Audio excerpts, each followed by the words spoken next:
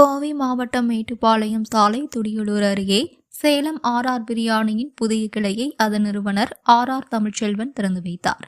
கோவை மேட்டுப்பாளையம் சாலை துடியலூர் அருகே தொப்பம்பட்டி பிரிவு பகுதியில் புதியதாக சேலம் ஆர்ஆர் பிரியாணியின் புதிய கிளை திறக்கப்பட்டுள்ளது. இதனை சேலம் ஆர்ஆர் பிரியாணி நிறுவனர் தமிழ்ச்செல்வன் மற்றும் திமுக மாவட்ட செயலாளர் தொண்டாமுத்தூர் ரவி ஆகியோர் ரிப்பன் வெட்டியும் குத்துவிளக்கு ஏற்றியும் திறந்து வைத்தனர். மேலும் முதல் விற்பனையையும் தொடங்கி வைத்தனர். தமிழகத்தில் மிக பிரபலமாக உள்ள சேலம் ஆர்ஆர் பிரியாணி கடை. இதற்கு உலகம் முழுவதிலும் 100க்கும் மேற்பட்ட கிளைகள் உள்ளன. இந்த நிலையில் கோவை மேட்டுப்பாளையம் சாலையில் துடியலூர் அருகே தொப்பம்பட்டி பிரிவு பகுதியில் புதிதாக சேலம் ஆர்ஆர் பிரியாணி கடையின் கிளை திறக்கப்பட்டு உள்ளது. இந்த கடையினை சேலம் ஆர்ஆர் பிரியாணி நிறுவனர் ஆர்ஆர் தமிழ்ச்செல்வன் மற்றும் திமுக மாவட்ட செயலாளர் தொண்டாமுத்தூர் ரவி ஆகியோர் ரிப்பன் வெட்டியும் குத்துவிளக்கு ஏற்றியும் திறந்து வைத்தனர். மேலும் முதல் விற்பனையையும் தொடங்கி வைத்தனர். காலை 11 மணி முதல் இரவு 11 மணி வரை கடை செயல்படும். இக்கிளையில் ஒரே நேரத்தில் 100க்கும் மேற்பட்டோர் அமர்ந்து உணவருந்து வகையில் 2 தளங்கள் உள்ளது. இங்கு பிரியாணி மட்டுமின்றி இட்லி, தோசை, பரோட்டா, சைவ அசைவ சாப்பாடு, சைனீஸ், நான், ரொட்டி, கிரில், தந்தூரி உள்ளிட்ட அனைத்து வகை உணவுகளும் கிடைக்கும். மேலும் குடும்ப விழாக்கள் நடத்தும் வகையில் ஹால் வசதியும் உள்ளது. திறப்பு விழா சலுகையாக ஒரு பக்கெட் சிக்கன் பிரியாணிக்கு 1 கிரில் சிக்கன் இலவசமாகவும் 1 பக்கெட் மட்டன் பிரியாணிக்கு 1 கிரில் சிக்கன் இலவசமாகவும் வழங்கப்பட்டன. மேலும் 2 சிக்கன் பிரியாணி வாங்கினால் 1 சிக்கன் பிரியாணியும் 1 மட்டன் பிரியாணி வாங்கினால் 1 சிக்கன் 65 இலவசமாகவும் வழங்கப்பட்டது. கிளை திறப்பு விழாவிற்கு முன்பே வாடிக்கையாளர்கள் குவிய தொடங்கினர். தொடர்ந்து கிளை திறந்ததும் நீண்ட வரிசையில் நின்று வாடிக்கையாளர்கள் பிரியாணியினை வாங்கி சென்றனர். எதிர்பார்த்ததை விட வாடிக்கையாளர்களிடம் அமோக வரவேற்பு கிடைத்ததாக கிளை உரிமையாளர்கள் ராஜா மற்றும் காஜா மைதீன் ஆகியோர் தெரிவித்தனர். இத்திறப்பு விழாவில் முன்னாள் மாவட்ட கவுன்சிலர் கார்த்தி, முன்னாள் குருடம்பாளையம் ஊராட்சி தலைவர் PV மணி மற்றும் அப்பகுதி முக்கியஸ்தர்கள் மற்றும் கிளை உரிமையாளர்களின் குடும்பத்தினர் உட்பட பலர் கலந்து கொண்டனர். தொடர்ந்து செய்தியாளர்களிடம் பேசிய ஆர்ஆர் பிரியாணி நிறுவனர் தமிழ்ச்செல்வன் பேசும்பொழுது, நம்மிடம் வரும் வாடிக்கையாளர் வயிறு நிறையும் வகையில் உணவு வழங்க வேண்டும். எக்காரணத்தை கொண்டும் தரத்தில் சமரசம் செய்து சொல்லக்கூடாது என தெரிவித்தார். மேலும் இளைஞர்கள் போதை பழக்கங்களுக்கு அடிமையாகாமல் நன்றாக உழைத்து முன்னேற வேண்டும் என கேட்டுக்கொண்டார். மேலும் கோவையில் புதிதாக கட்டப்பட்ட மேம்பாலத்திற்கு GD நாயுடு பெயரை வைத்த தமிழக முதல்வருக்கு நன்றி தெரிவித்துக் கொண்டார். உங்க சேலம் தமிழ்ச்செல்வன் இன்று நம்ம துடியிலுள்ள மேட்டுமலை ரோட்ல நம்மளுடைய கடை நிறுவனத்தை திறந்து வைத்த இருவருமே ராஜாக்கள் தான். நம்ம சிங்கப்பூர்ல இருக்காரு, நம்ம நிறுவனத்திற்கு எல்லாருக்கும் என்னுடைய வாழ்த்துக்களை நன்றி பற்றி செய்து கொள்கிறேன். உற்சாகத்தின் உற்சாகம், தேசத்தின் வளர்ச்சி, இளைஞர்களின் தன்னம்பிக்கை, உழைக்கக்கூடிய ஒரு ஊக்கமான ஆட்கள் நம்ம தான். கடந்து போயிட்டே இருக்கிறோம். என்ன கிடைக்குது கடந்து போகல, என்ன கொடுக்க முடியும்னு பாக்குறோம். மக்களுக்கு என்ன செய்ய முடிக்கிற நோக்கம் தான். மற்ற நிறுவனங்களுக்கு நம்ம தான் உற்சாகம். விமர்சனங்கள் 1000 இருந்தாலும் அதையெல்லாம் கடந்து மக்கள் நம்ம தர அன்பி ஆதரையும் ஆத்திருக்கிய கீழே அப்படி ஒரு கூட்டம்.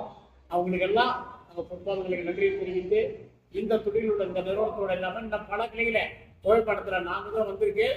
அது 40ஆக மாற வேண்டும், 40 மாற வேண்டும். அந்த பணியில நாம் ஈடுபட்டிருக்கிறோம். இது ஒரு குடும்ப நிறுவனம் சொல்லுவோம். சேலமராரை பொறுத்தவரை ஒரு தமிழ் ஒரு எழுத படிக்க தெரியாத ஒரு தமிழ் சிறுவனுடைய நிறுவனம் இது. அத்தகைய சிறுவன் தடம் பதிக்கிறது தான் ஒரு அதிசயமா. நீங்க மக்கள் போகும் இடமெல்லாம் அந்த வரவேற்பு கொடுக்குறாங்க. தாய் இல்லாம, தந்தை இல்லாம, கல்வி இல்லாம, ஒருவேளை வயிற்றுல பசியோட வந்த எனக்கு இந்த தமிழக மக்கள் கொடுத்த வாழ்க்கையை மறக்கவே முடியாது. நான் அன்னையை பார்த்துக்கிற தமிழை தான் பார்த்து வளர்ந்தேன்னு சொல்லுவேன். ஏன்னா தாயை பார்க்கல, தமிழை பார்த்தவன்னு நான் சொல்லுவேன். அதுக்கு ஏற்ப குவைத்துல முதல் தமிழ் கூட பதிவு பண்ணியிருக்கிறோம். யாழ்ப்பாணத்தை எல்லாம் குடும்பம் போய் திறப்பாங்க.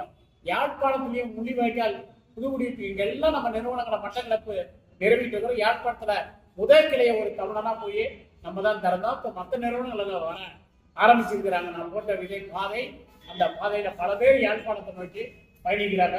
ஒரு தமிழனா எனக்கு அது மிகப்பெரிய ஒரு மகிழ்ச்சி இருக்குது என் மனதுக்கு. அமெரிக்காவிலையும் நம்ம பண்ணிட்டோம். சிங்கப்பூர்லயும் இப்போ பண்ண ஜனவரியில ஓப்பனு. பிரான்ஸ், சிங்கப்பூர் எல்லாம் உறுப்பு நடக்குது. ஆள் பற்றாக்குறை. கீழே 93808999 நம்பரை பயன்படுத்தி கான்டாக்ட் பண்ணிக்கோங்க வேலை வாய்ப்புக்கு. அது ஆபீஸுடைய நம்பரு. அந்த நம்பர்ல தொடர்பு கொள்ளுங்க.